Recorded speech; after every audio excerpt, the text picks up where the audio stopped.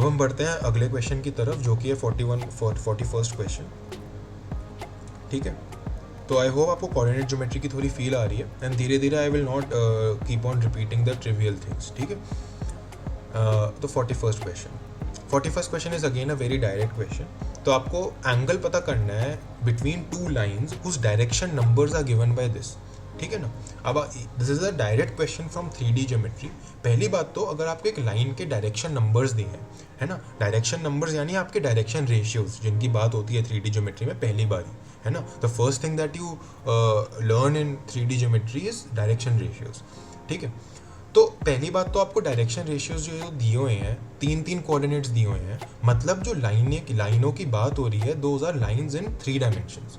These are not the lines जो हम अभी तक कर रहे थे, जैसे कि ये वाली लाइन जो थी हमारी। ठीक है, ये इस लाइन की बात नहीं हो रही, this is a line in 3 dimensions. ठीक है ना। तो डायरेक्शन नंबर अगर आपको 3 कोऑर्डिनेट्स के फॉर्म में दिए हैं, तो क्लियरली जो लाइन जिनके बारे में बात हो रही है, those lines are in 3 dimensions.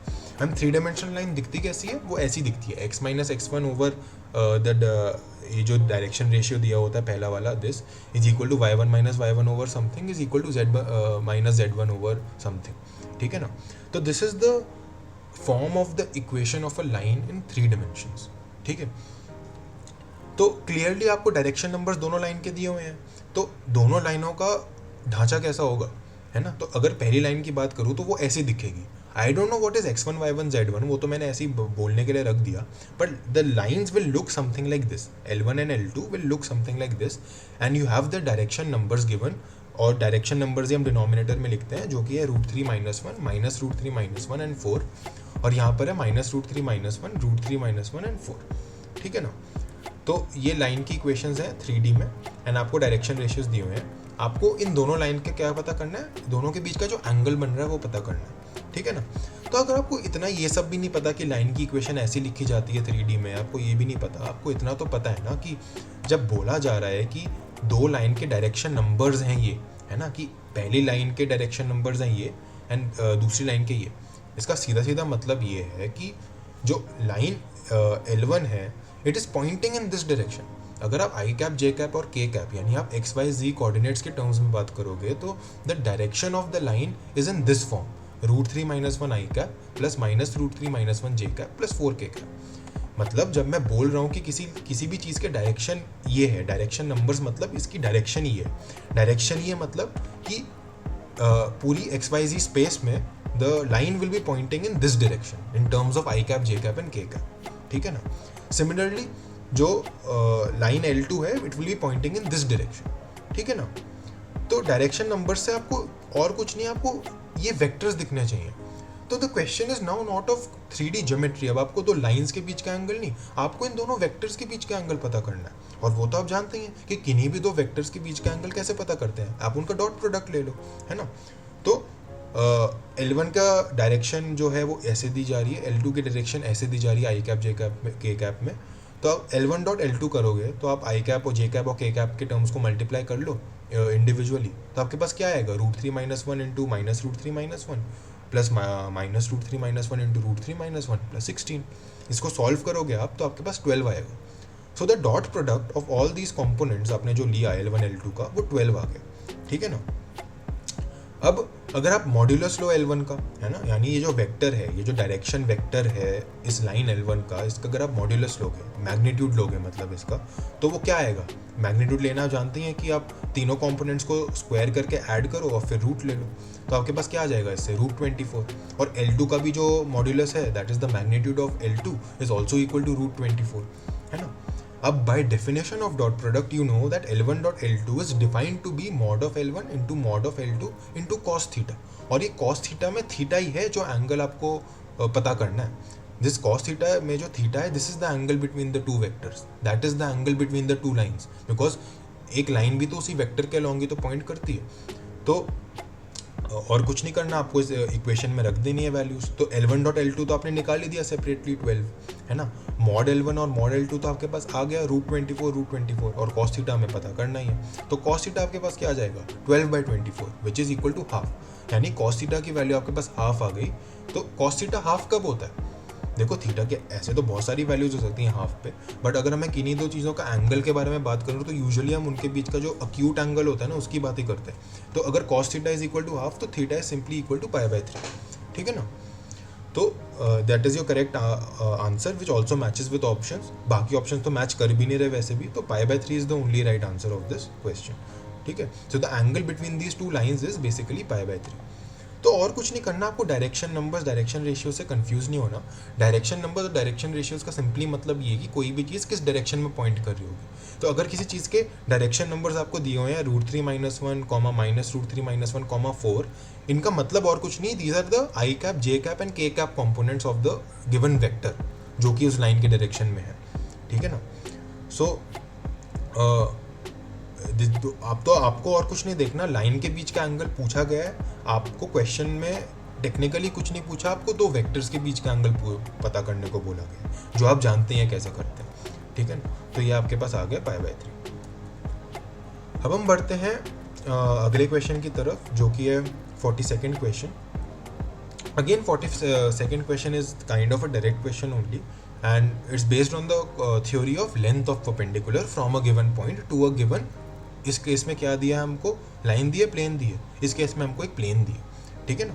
तो आपको समझना पड़ेगा कि a plane in 3D and a line in 2D have lot in common, ठीक है ना। दोनों के इक्वेशन का भी सेम ही फॉर्म होता है, ठीक है ना। बस लाइन इन 2D में अगर आप एक z की टर्म और ऐड कर दोगे तो वो एक प्लेन इन 3D बन जाएगी, ठीक है ना। तो जो भी थ्योरी आप एक लाइन इन 2D के साथ पढ़ते हो that can be mostly applied to a plane in 3D। बस a line in 3D is a completely different thing जिसकी थ्योरी भी अलग होती है, but a plane in 2D, a plane in 3D and a line in 2D are like two same things only, ठीक है ना। तो आपको पता करना है length of perpendicular from a point to a plane, है ना। एसेंशियली आपसे थ्योरी जो पूछी गई है वो क्या है इस क्वेश्चन में, कि एक प्लेन दी हुई है और एक पॉइंट दिया हुआ है जो कि ओरिजिन है इस केस में, है ना। और आपको ओरिजिन से इस प्लेन पर बनने वाले परपेंडिकुलर की लेंथ पता करनी है ना। तो द कॉन्सेप्ट इज बेसिकली कि मुझे कोई भी पॉइंट दिया हो x1 y1 z1 और मुझे कोई भी प्लेन दी हो ax + by + cz + d = 0, मुझे लेंथ ऑफ परपेंडिकुलर का वो पूछा है। तो ये तो एक डायरेक्ट कॉन्सेप्ट पे बेस्ड है, और आप जानते हैं कि अगर आपके पास कोई भी पॉइंट दिया हुआ है ना, और आपके पास कोई भी प्लेन दी हुई है, तो the distance that is the length of the perpendicular, that is the distance of the point from the plane is given by this formula, है ना, which is equal to mod of ax1 + by1 + cz1 + d divided by root of a² + b² + c², ठीक है। तो this question is simply based on this formula, आपको ये formula पता होना चाहिए। तो this is the length of perpendicular. पहली बात तो आप जानते हैं कि एक पॉइंट से एक प्लेन पर एक ही परपेंडिकुलर बन पाएगा, है ना। बाकी कोई भी लाइन आप इस पॉइंट से इस प्लेन पे खींचोगे तो that will not be perpendicular, there will be only one unique line which will be perpendicular from a point to a plane, है ना। और आपको इस पॉइंट से बनने वाली जो परपेंडिकुलर लाइन है इस प्लेन तक, उसकी आपको लेंथ पता करनी है, ठीक है ना। तो उसका डायरेक्ट फॉर्मूला ये होता है, आपको ये रटा होना चाहिए, ठीक है। देखो आप कहने को तो आप तरीके हैं, आप खुद पता कर सकते हो कि आप इसमें आप डायरेक्शन रेशियोज का वो लगाओगे फंडा, आप इसको दिमाग लगा के पता करोगे, बट इतना टाइम नहीं होता कोऑर्डिनेट ज्योमेट्री में, और फिर उसमें कंफ्यूज होने का भी चांस होता है। तो कोऑर्डिनेट ज्योमेट्री में इट्स ऑलवेज सजेस्टेड कि these kind of formulas should be remembered by you, ठीक है।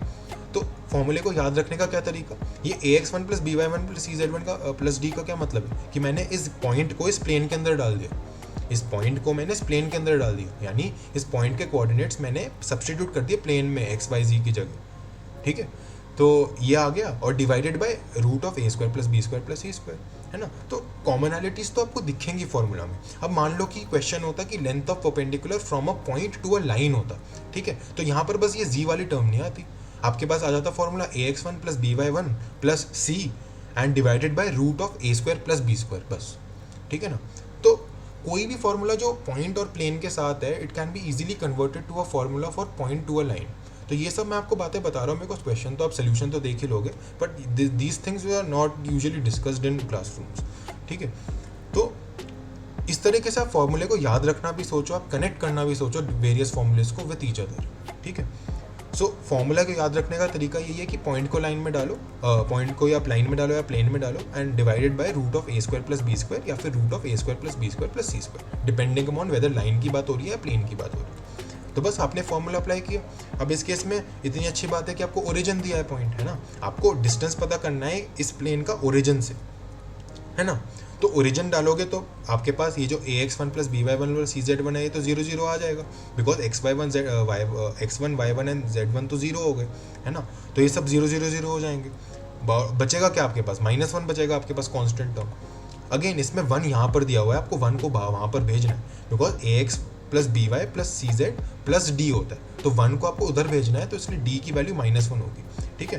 फर्क कुछ नहीं पड़ता इस केस में, बिकॉज मॉड ले रहे हो आप, तो 1 हो गया ये, तो 1 डिवाइडेड बाय रूट ऑफ यहाँ पर कितना आएगा आपके पास a square plus b square plus c square, यानी a square plus b square c square कितना हो गया 2ab, तो ये आपके पास रूट के अंदर आ गया a square plus b square plus 2ab, है ना।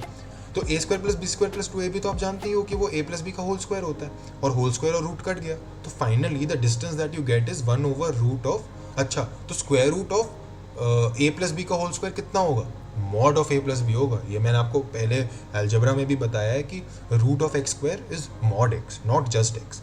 बट इस केस में बिकॉज बात नहीं हो रही इस बारे में, तो मॉड ऑफ a प्लस बी को भी आप a प्लस बी लिख सकते हो, बट आपको ये थोड़ी आदत बनाने की अच्छी आदत होगी ये बनाने की, कि अगर आप रूट ऑफ समथिंग का स्क्वायर्ड को आप मॉड लिखना स्टार्ट करो साथ में, ठीक है। तो बस फाइनल आंसर आपके पास आ गया 1/a plus b, and that is the I think option b. So option b is the right answer of this question, ठीक है। तो again a very direct formula based question of based on the length of perpendicular from a given point to a given plane, ठीक है ना। आपने formula apply किया, बस solve हो गया ये अपने आप ही।